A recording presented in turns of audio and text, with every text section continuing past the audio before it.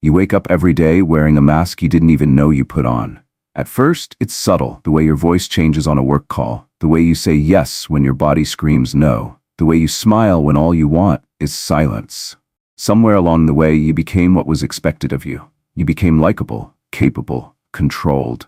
But beneath the polish, the charm, the stability, the competence, there's something else, something restless, something ancient, something true that refuses to die quietly inside you.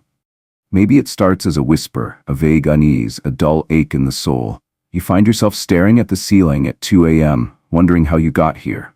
You have a job, a reputation, a relationship. You followed the script. But when the noise dies down, a question haunts you in the dark. Is this really me? Not the image, not the role, not the identity you've mastered so well, but you, the one underneath. The one before you learned to perform. There's a quiet terror in that question. Because if the answer is no, if the person you've become is a mask, then who were you before the world told you who to be? This isn't a midlife crisis. This isn't burnout. This is the soul remembering itself, the beginning of a psychological unraveling that leads not to collapse, but to truth. And if you've made it this far, if something in you is already stirring, then you've felt it too. The dissonance between the life you live and the self you lost along the way. If something in these words resonates with you, if you've ever felt the mask slipping or wondered who you are beneath the noise, take a moment now to like this video, subscribe, and share your experience in the comments. Your reflection might be the mirror someone else needs. We live in a culture that rewards personas and punishes authenticity. You were taught how to fit in, how to be appropriate, how to be strong, agreeable, unbothered. You learned to smile through disappointment, to hide your grief, to silence your longing. And slowly, the self you came into this world with, the wild, radiant, unshaped self, began to vanish beneath 1,000 layers of performance. But here's the truth. That self is not lost. It is buried. And this, right now, is the moment you begin to dig. Because the world doesn't need another polished personality. It needs you. The real you, the remembered you. The journey back begins here. You didn't choose the mask. Not at first. It was given to you, gently, unconsciously, and with love. A parent's raised eyebrow when you cried too loudly. A teacher's praise when you followed the rules. A friend's distance when you shared too much. These small, silent lessons gathered in your nervous system like dust in the corners of a forgotten room. You learned what made others comfortable. You learned what made you safe. And so, you adapted. This adaptation Jung called the persona. The social mask we construct to survive, to belong, to be seen as enough. At its best, the persona helps us move through the world. It is functional, even necessary. But here's the danger. What begins as protection too easily becomes identity. You don't just wear the mask, you become it. You stop being someone and start being something. The responsible one, the nice one, the strong one, the funny one, the selfless one. But these are roles, not realities. They are costumes stitched together from fear, approval, and old wounds. And while the world may applaud your performance, your soul does not. Because deep down you remember. You remember moments of raw feeling, flashes of anger, of joy, of strange desires you learned to suppress. You remember times you wanted to speak up, but stayed quiet. Times you wanted to say, "I'm not okay," but smiled instead. You remember who you were before the mask became your face. That remembered self, the one you tucked away to survive, lives in what Jung called the shadow. The shadow is not evil. It is not dangerous. It is not your enemy. It is the part of you that you were told had no place in this world, so you buried it. The tears you were shamed for, the rage you were punished for, the dreams that were mocked, the confidence that was mistaken for arrogance, the softness mistaken for weakness, all of it, pushed into the dark. But what we bury does not die. It waits, it festers, it grows. And over time, the shadow doesn't stay quietly hidden. It leaks, through sarcasm, through sabotage, through sudden outbursts you can't explain. It shows up in the stories you tell yourself, in the patterns you repeat, in the people you resent without knowing why. You think you're reacting to life, but you're reacting to your unmet self, knocking from the inside. The mask hides the wound. The shadow is the wound, and if you've ever felt like you're living a life that isn't yours, if you've ever had success that felt hollow, or intimacy that still left you lonely, or a reputation that felt like a stranger's, then you have touched the edge of the lie. The lie is not that you are broken. The lie is that the mask is who you are. But a persona is not a person. It is a compromise, a strategy, a necessary deception that over time becomes a prison. You cannot heal what you pretend not to feel. You cannot grow into your fullness by staying in the shape of your survival. And you cannot become yourself while you're still performing for someone else's comfort. Let that sink in. Because everything in the culture will try to seduce you back into the role, the curated version of you that gets applause but costs you your aliveness. You will be rewarded for staying on script, for being agreeable, easy, pleasing. But your soul doesn't care about being liked. It cares about being real. And realness begins with reckoning. A reckoning with all the parts of yourself you have denied, the grief you minimized, the rage you apologized for, the joy you tempered, the wildness you silenced in order to be loved. This is where Jung's work becomes a mirror, not a map. You don't fix the shadow. You meet it. You sit with it. You listen to it like a forgotten child who's been crying for years in the basement of your psyche. You say, "I see you now, and I'm sorry I left you there." This is the beginning of healing. Because until you integrate what has been exiled, you will keep betraying yourself to feel safe in other people's stories. You will keep wondering why life feels empty, even when everything looks good. You will keep mistaking performance for presence. The shadow doesn't make you less worthy. It makes you human. It contains not just your pain, but your power. Not just your fear, but your intuition. Not just your anger, but your boundaries. Not just your shame, but your truth. Jung called this confrontation with the shadow a moral task, because to look at yourself honestly is not an act of ego, but of courage. It is not narcissism. It is necessary. And this is where many people stop. They sense the mask. They catch glimpses of the shadow. But the fear of what they'll find keeps them frozen in the persona. So I ask you, not as a psychologist, but as a fellow traveler, who are you when you are not being who you think you're supposed to be? What part of you did you hide to be loved? What parts of yourself still live in exile? Because if the mask is not who you are, then who is? That question isn't rhetorical. It is the portal. And on the other side of that portal is a life not built on image, but on essence. A life not driven by approval, but by alignment. A life not curated for applause, but chosen from truth. This is not easy work. It is not comfortable, but it is real. And the moment you begin to feel the tension between your life and your soul, you have already begun the return. Individuation is not an idea. It is a remembering. It begins the moment you stop asking, "Who should I be?" and start asking, "Who am I beneath all this?" That is where we go next. There comes a point, quiet, unceremonious, unmistakable, when the life you've built can no longer hold the soul you've denied. Not because it's all wrong, but because it's no longer real. You wake up in the same bed, go to the same job, speak the same words, but something has changed. Something fundamental. The rituals of your identity begin to feel like a costume you can't breathe in. The smile aches, the yes tastes like betrayal. And in your chest, beneath all the practiced stability, is a small voice whispering a terrifying truth. I can't do this anymore. This is not collapse, this is awakening. You are not breaking down, you are breaking open. This is the beginning of what Carl Jung called individuation.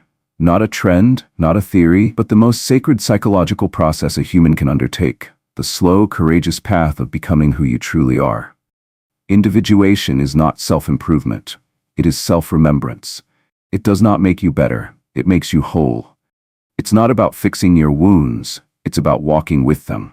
Not about becoming something new, but becoming what was buried beneath the masks, the roles, the strategies you used to survive. And make no mistake, you did survive. You adapted with intelligence. You learned how to be what the world needed. But now your soul is asking for something else. Authenticity. Depth. Alignment. Truth. You can feel it in your body, the tension of contradiction. You say, "I'm fine," when your chest tightens with grief. You say, "Of course," when your whole being screams no. You agree to things that cost you parts of yourself, and call it kindness. But kindness that costs your integrity is not kindness. It's self-abandonment in disguise. And individuation begins the moment you refuse to abandon yourself again. This path does not start with a plan. It begins with a rupture. A realization that you cannot continue to live on the surface of your own life, that your inner world, long neglected, long exiled, is calling you home. And it doesn't care if you're ready. Jung did not describe this journey as light and euphoric. He called it a descent, a confrontation with the unconscious, a necessary wandering into the wild terrain of your forgotten self. At first, this may look like confusion. Relationships no longer feel aligned. Success no longer feels satisfying. The mirrors you once relied on, praise, approval, identity, now reflect emptiness. This is not failure. This is shedding. You are not meant to stay in the house of your persona forever.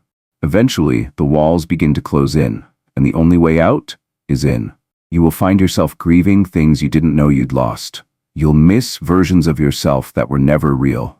You'll rage against the silence, and then something beautiful will happen. You will begin to hear your own voice again. At first it may sound foreign, fragile, but then it gets louder, clearer, wiser. This voice will not yell.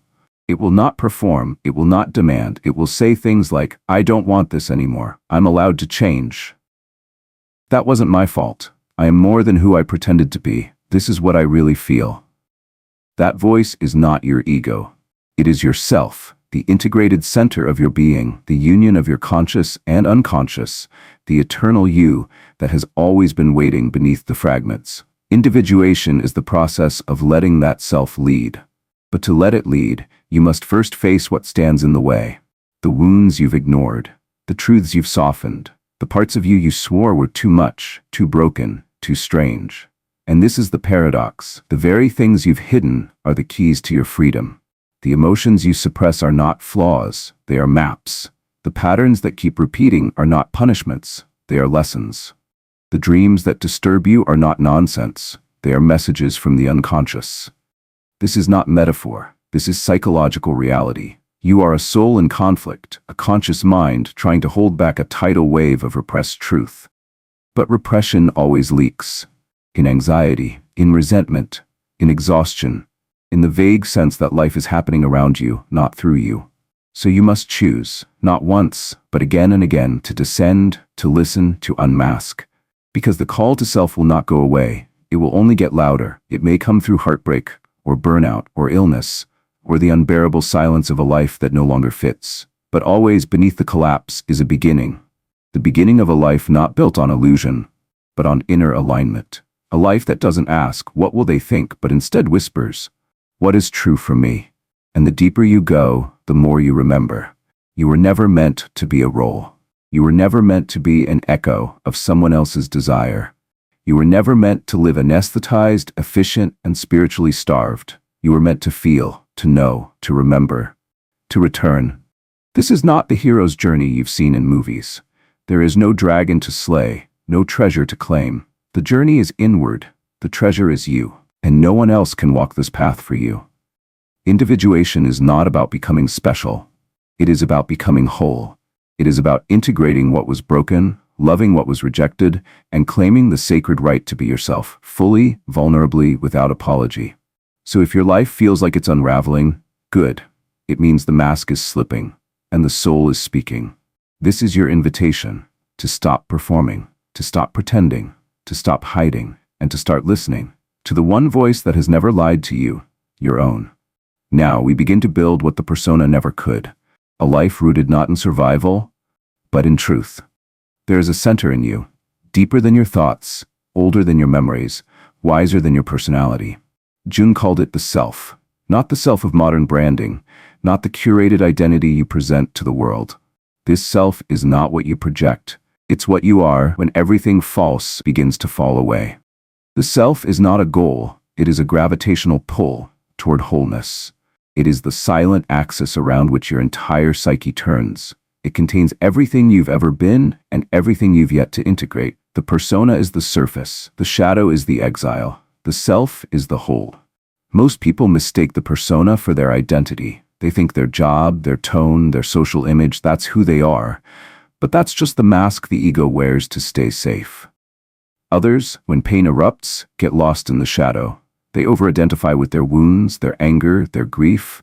They think their brokenness is their truth. But the shadow is only a fragment of the whole. The self is neither the mask nor the wound. It is the one who holds them both. It is the inner center that integrates contradiction into harmony. And you don't find the self. You remember it, in moments of clarity, stillness, truth. When you stop pretending, when you stop pleasing, when you feel fully and without shame, when you dream dreams that confuse your waking mind but speak to something ancient inside you. Yes, dreams. The language of the self is symbolic, not logical. It speaks in archetypes, in images, in mythic resonance. That's why Jung gave so much attention to dreams, stories, synchronicities. They are not random. They are messages from the unconscious, from the self, attempting to bridge the gap between who you think you are and who you truly are. The psyche is structured symbolically. Within it live archetypes, universal patterns that have shaped human consciousness since the beginning of time. You've met them before, even if you didn't know their names. The hero who faces danger to reclaim their soul. The rebel who refuses the lies of conformity. The orphan who longs for belonging. The sage who seeks truth in solitude. The lover who aches for union. The magician who transforms pain into meaning. These are not characters in a story out there. They live inside you. They are psychic blueprints waiting to be remembered. And here's the painful part. When one archetype dominates your life, others fall into shadow. When you over-identify with the hero, you may repress your need for vulnerability. When you live only as the caregiver, you may forget your own needs until resentment festers. When you become the eternal rebel, you may destroy what you never took time to understand. Wholeness requires balance, the ability to move between archetypal energies without becoming trapped in any one role. You are not just the strong one, you are also the soft one, the scared one, the sacred one. You are not one story. You are a constellation of stories, waiting to be integrated. So how do these archetypes show up? In your patterns, in the things you envy. In the people who trigger you. In the stories that break your heart or call you home. In your deepest fears and your most persistent longings. If you find yourself rejecting someone because they're too much, that's often a projection. What you cannot accept in others is often what you've disowned in yourself. If you find yourself longing for a life that feels more vivid, more awake, more real, that's not fantasy. That's the self reminding you what you came here for. Projection is the psyche's way of saying, this is yours, but you're not ready to claim it yet. And the longer you project, the longer you stay disconnected.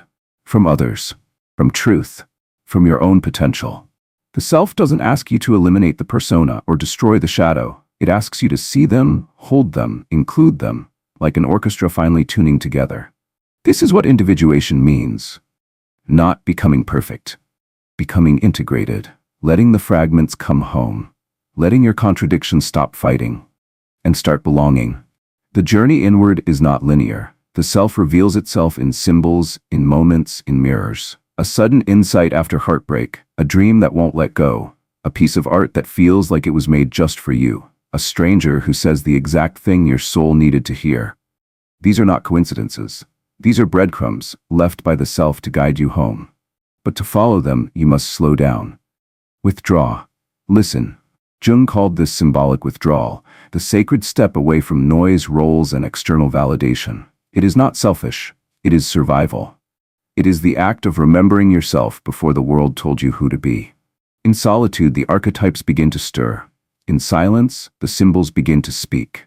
And slowly something returns. Not something new, but something ancient. Something that's been waiting since the first time you silenced your truth to be accepted. The self does not need applause. It does not crave attention. It seeks alignment, to live a life that reflects your innermost reality, not someone else's expectations. So when you feel confused, unanchored, or lost, ask yourself, what part of me have I left behind? What energy is asking to be remembered now? What dream, desire, or truth have I cast into shadow because it didn't fit the image? You are not just a mind. You are not just a role. You are not even just a wounded story. You are a soul, structured like a myth, layered like a symbol, vast as a dream. And the self? It's not a fixed destination. It is the one in you that has never forgotten who you truly are. Even when you did. There is a high price for living a life that is not yours. You may not feel it at first. It's subtle. A low-grade fatigue that doesn't go away. A restlessness beneath your routines. A quiet ache at the end of an otherwise successful day. But over time, the cost of denying the self becomes harder to ignore. You start to feel like a ghost in your own life, present but not alive, smiling but hollow, busy but unfulfilled, connected but unseen. You may still perform, still please, still achieve, but the soul knows, and it whispers the truth every time you say yes to something that kills a part of you. You begin to resent the life you built, not because it's bad, but because it's borrowed. This is the cost of non-individuation, living as a fragment instead of a whole. Mistaking performance for presence, mistaking approval for love, mistaking the mask for your face. And here's what happens when the self is ignored. Anxiety, not from the unknown, but from betraying what you already know deep down. Depression, not always from chemical imbalance, but from soul imbalance, from a life too far from your truth. Burnout, not just from doing too much, but from doing the wrong things for too long. Resentment, not toward others, but toward your own silence. And worst of all, a haunting sense that you're watching life happen, but not really living it. You can't outrun what's inside you. You can't distract yourself out of spiritual misalignment. And you can't keep betraying your inner voice without consequence, because every time you pretend to be okay, to be agreeable, to be what someone else needs, a piece of you goes quiet. Until one day, the silence inside becomes deafening. That is the breaking point, or the breakthrough, the moment when pretending is more painful than truth. The mask may protect you, but it also suffocates you. And no amount of success, admiration, or comfort can make up for the emptiness of a life unlived.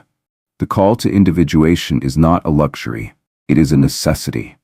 Because to refuse the journey inward is to accept a slow, invisible form of self-abandonment. But you were not made for fragments.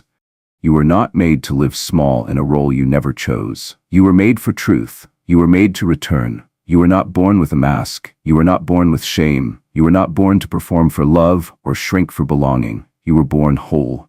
Before the world carved you into a role, before fear taught you to hide, before survival silenced your truth, you knew who you were. Not in words, not in labels, but in being. And though you've wandered far from that place, it has never left you. It waits, patiently, quietly, beneath the noise, beneath the mask, beneath the story. The self doesn't shout, it doesn't chase, it beckons. It shows up in the moments when you least expect it, when a song breaks you open, when a dream feels more real than your waking life, when grief washes through you like a storm, and somehow you feel more alive in the sorrow than you did in the performance of happiness. That's the self. Not perfect, not polished, but whole. The journey of returning is not about becoming someone else. It is about unbecoming who you were never meant to be. It is about walking backward through the stories, the masks, the projections, until you reach the center, the origin, the truth. And there, in the quiet of your own soul, you meet the one you left behind, the child who felt everything, the dreamer who believed, the wild one who knew, the sacred one who remembers. This return is not loud. It will not trend. It will not be easy, but it is holy. Because to reclaim yourself is the most radical act of love you will ever commit. Not just for you, but for the world. Because a person who lives from the self gives others permission to do the same. So if you're tired of the performance, if you are ready to shed the costume, if something inside you is whispering, "Come home," listen, you are not broken, you are buried, and the excavation has already begun. If this spoke to something deep in you, don't let it vanish. Like the video, subscribe to the channel, and leave a comment. Not for the algorithm, but for the conversation your soul is ready to have.